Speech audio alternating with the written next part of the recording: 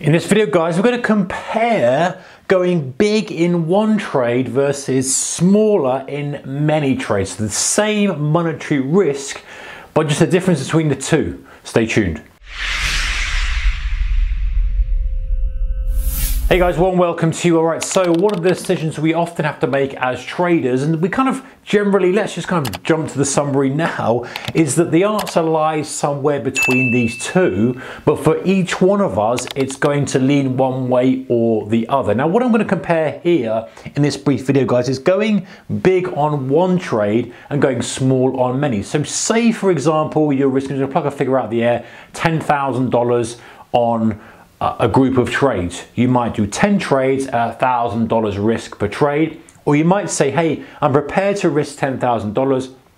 I'm going to do it on one specific trade. Now, both of those ultimately, logically the risk is exactly the same. You could lose 10,000 by 10 different trades. You could lose 10 on one trade. If you assume the risk reward ratio is the same for all the deals, say at 5 to 1, you can make 50 grand on your group of small trades. You can make 50 grand on your one specific trade. So you get the idea. The idea is that if on paper, they look the same. However, we know, guys, in the real world of trading, there's a mental aspect, there's other things to consider. So let's have a look at some of these two extremes and find out, have a think about where you fit potentially. So if we look at taking the one big trade, so you see the trade, you like the setup, you've got the conviction, you put the risk on, and if it's profitable and it works, bang, you've made it all. If you've lost it all, compared to the smaller ones, which are obviously going to be staggered out. Let's use that 10 and 1 kind of example there. So luck really does play a role, guys, in the big one. We know that trading plays a luck, and when we're at peace with that and we're comfortable with that, then we just accept that's the way it is. There's always going to be an element of luck in anything we do in life. We can't control everything. We kind of accept that as well, don't we? We drive down the motorway, you could be unlucky and somebody has a blowout in front of you, spins off and hits you, and that's just pure luck. People could say, well, you could avoid it, you could stand back and stuff. Yes, of course, there's so many things you can mitigate, which is why, as traders, we try to manage the risk and we try to reduce the size, and there's maybe drivers on the road, you try to, make sure you give people space, be alert, that kind of stuff. So we try to mitigate risk with everything we do in life and in trading, but there is still an element of luck in there. Once we accept that, that's fine. However, when we're going big on one position, there's an element of luck. Something could come out. There's just a global impact, some sort of news comes out, Donald Trump tweets, the company says something, and you can't predict against that, you can't protect against that, and it might just wipe you out. Now, it might wipe out the trade, or it might give you a profit, so you've got a bit of luck both sides of the coin. However, when you think about small trades, if you're doing 10, kind of $1 grand risk or $100 risk or whatever you're doing, the spread, it kind of spreads the luck out a bit. In other words, unless you are taking all those at once, and they're all the same direction and they're all correlated, if you're taking 10 trades over time, a long short, based on a strategy or whatever it is, the luck plays a smaller role. So it's something to consider. The other thing is, obviously, guys, you've got bigger wins and losses. If you're taking one trade, you're either going to lose the whole amount or you're going to make the whole amount. Of course, market could go halfway and kind of stagnate and you take half the profit, but let's just keep it simple for now. That's pretty much how it is. When you're taking 10 trades or 10 iterations of the same deal, you're going to spread and smooth out those wins and losses. So that becomes a little bit more comfortable to deal with potentially. You're like, okay, I've made 3 grand here, I've lost a grand here, I've made another grand here, I've lost 5. You kind of smooth things out over time.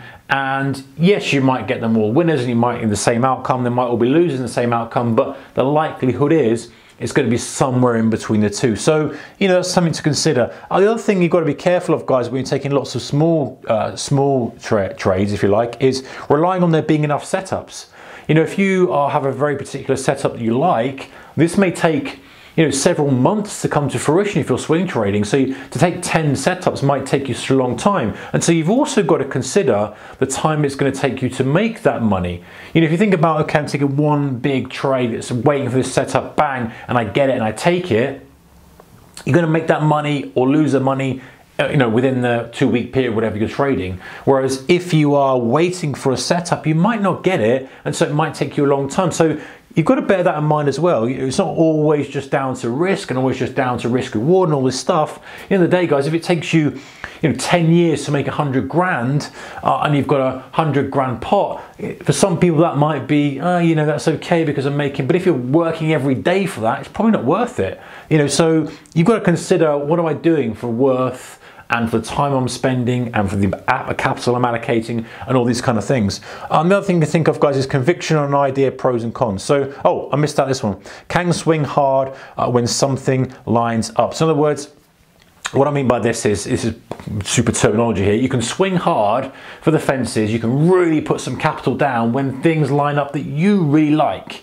So if it's a grade A play, you've got the filters ticked, you've got the triggers ticked, you've got all the grades that are just going yes, yes, yes, yes, yes. Maybe that's the one that you want to push in. Maybe you don't want to treat it as a small trade that's only got a grand worth of risk. Maybe you're like, you know what, this is the one I'm prepared to risk 10 grand on this trade because I know that these work really, really well. Yes, there's an element of risk there. Yes, that's why I'm risking 10 and not 250 grand on the trade. You start to go, okay, well, I'm measuring it still, but I'm prepared to risk it, and it's a little bit more heavy, but because it's ticking so many boxes for me, that might be the way you prefer to trade it. And having that ability just gives you the chance to really push the throttle down when you think things are right. Now, in the day, if you're not at the stage yet where you know the setups that work really well, you know things that you feel that conviction, you're way better off erring on the side of caution and going, okay, you know what, I'm going to play the numbers game, I'm going to just be methodical with it, I'm going to take risk, take risk, take risk, take risk, small risk, small risk, small risk, and let the numbers play out. And for most people, guys, that's the side to err on. That's the side that keeps you in the game the longest. This side will wipe you out pretty quickly. In the day, if you have 10 losers in a row on this side, you're probably wiped out. You have 10 losers on the row on this side, it's no big deal. It's the same as one loser there. You just keep learning and learning and iterating. So most people are going to err on this side. However, as you start to become a bit more seasoned, maybe you've got a few ideas that work really well, you can start to allocate more capital. You start to say, you know what, I'm going to have double the risk on this trade or triple the risk on this trade. Not saying do 10 times the risk, extreme examples here, but you might say, you know what, that's a special situation. That ticks a lot of boxes for me. I like those. I feel like I've got a good grip on those. I'm going to allocate a bit more capital for this. So rather than risking a grand, you might risk 3. You might risk 2.5. You get the idea. You start to be a bit more of a hybrid rather than one end or the other. It's easier on the mindset, and the mindset game as well, guys, a small trade. If you lose 3 in a row, you kind of shrug it off. You're like, well, as long as your risk reward is sensible and you're happy to risk that amount, you're going to shrug it off. You start risking a few in the row, you start losing, a few in the row on the big side, it's going to sting. And you might well end up trading on tilt. It might end up putting you in a kind of a frustration mode. It might end up triggering all the negative traits as the trader has because you're tweaking those negative emotions. So that's bearing in mind, guys, not just as a logical game of numbers and working it all out. It's a case of how will you respond as a trader? How will you deal with it? And for many people, again, that's why erring on the side of just staying small, just being methodical with it, risking a certain amount, increasing that risk now and then within the parameters is the best way to go. Now, as you say, as you get improved with it, you start to recognize things that are real good home run type trades and are worth risking, X amount of profit for, X amount of your capital for. But, shouldn't really be doing that early on in the game because when you start to lose, you think, so I've done all the good work. Because that's the danger, guys, is that you go, right, I'm now going to risk 10K on this trade or a grand on this trade or whatever number you're working with, and I've made it, and you end up being frustrated that you undo all the work and my quarter is flat now or down because I've had 2 big trades go wrong.